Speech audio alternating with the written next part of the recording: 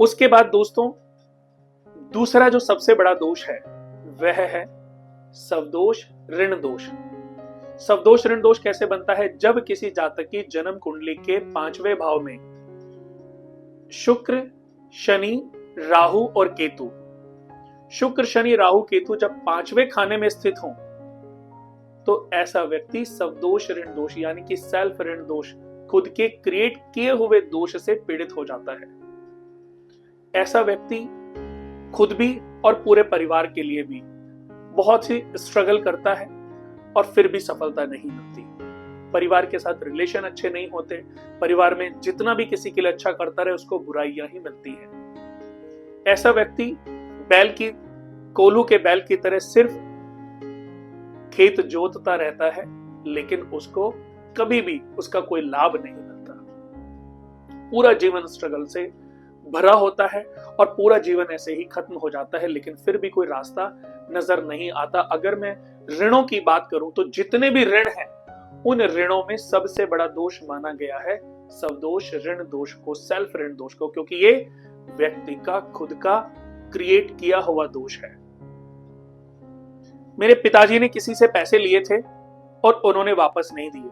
अब उन्होंने जिससे पैसे लिए थे उनके पास मैं जाके बोलूं कि मेरे फादर ने आपसे इतने पैसे लिए थे और वो क्या आपको वापस नहीं मिले हैं? अगर नहीं मिले हैं तो वो पैसे मैं देना चाहता हूं। तो सामने वाला अपनी डायरी देखेगा और उसको ताज्जुब होगा इस बात का कि मुझे तो लगता ही नहीं था कि ये मेरे पैसे आएंगे, फिर भी इनका बेटा देखो खुद अपने आप मेरे घर चल के आया है और पैसे देने की बात भी कर रहा है।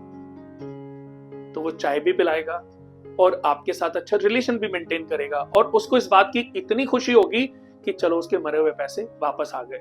वो बोलेगा लेकिन अब हम उसको ये बोलते हैं कि अभी मेरे पास पैसे नहीं है, जैसे जैसे मेरे पास पैसे आते जाएंगे एवरी मंथ टू मंथ मैं आपको पैसे देता जाऊंगा। वो फौरन हमारी हर शर्त को मान लेगा क्योंकि उसके लिए तो वो पैसे बिल्कुल डेड पोजीशन में थे और हमने उसको ये बात बोल के उन पैसों को रास्ता वापस देने का रास्ता दिखा दिया, तो वो हमारी हर शर्त मानने के लिए तैयार हो जाएगा।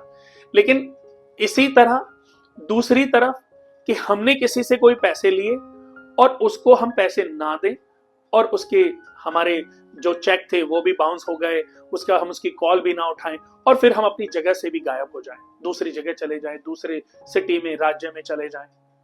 अब वो 5 साल के बाद 10 साल के बाद हमें किसी तरीके से अचानक से मिल जाए और वो बोले कि मेरे पैसे, अब मैं कितनी भी उसको रास्ते बताऊं कि मैं कल दे दूंगा परसों वो हमारी किसी बात पर भरोसा नहीं करेगा। तो इसी को कहते हैं सेल्फ ऋण दोष।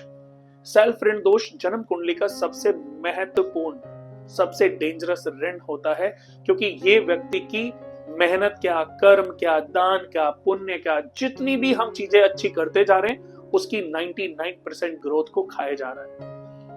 दोस्तों जिस व्यक्ति की जन्म कुंडली के भी 5वें घर में शुक्र शनि राहु केतु बैठ जाएं तो ऐसा व्यक्ति अपने कितने जन्मों से इन ऋणों से पीड़ित चले जा रहा है। तो ऐसे व्यक्ति को भी चाहिए कि अपने जितने भी घर में ब्लड रिलेटिव है सबसे बराबर पैसे ले, अपनी मदर से, फादर से, भाई से, बहन से, अपनी बुआ से, चाचा, ताऊ, जितने भी लोग जुड़ सके पर मिनिमम 5 लोग होने चाहिए। सबसे 500, 1000, 2000, 5000 सबसे इकट्ठा करें और सूर्य विष्णु यज्ञ का आयोजन करें। सूर्य विष्णु यज्ञ दोस्तों दुनिया का सबसे महत्वपूर्ण, जीवन का सबसे महत्वपूर्ण यज्ञ है। एक थोड़ा सा बड़ा प्रोसीजर है लेकिन हर व्यक्ति को अपने कुल खानदान में इस यज्ञ को जरूर कराना चाहिए क्योंकि सभी ऋणों से, पूर्व जन्म के सभी ऋणों से, हर जन्म के लिए भी, हर जन्म से मुक्ति के लिए भी यही एक सबसे अच्छा और दुर्लभ प्रोसीजर है। सूर्य विष्णु यज्ञ आपको आपके पूरे परिवार सहित सभी ऋणों से मुक्ति दिलाने का कार्य करता है। सूर्य विष्णु यज्ञ जिसने भी किया है उसने अपने ऋणों से तो मुक्ति पाई ही है, साथ ही अपने जीवन में उसने बरकत भी देखी है, अपनी मेहनत का रिजल्ट भी देखा है। देखते ही देखते आपके परिवार के लोगों की लाइफ बदलती चली जाती है। और एक और चीज मैं बता दूं कि अगर हम इसको रिमूव नहीं करते तो धीरे धीरे ये जो हमारे जन्म हमें मिलते हैं हमारी ये राजयोगों को खाता चला जाता है।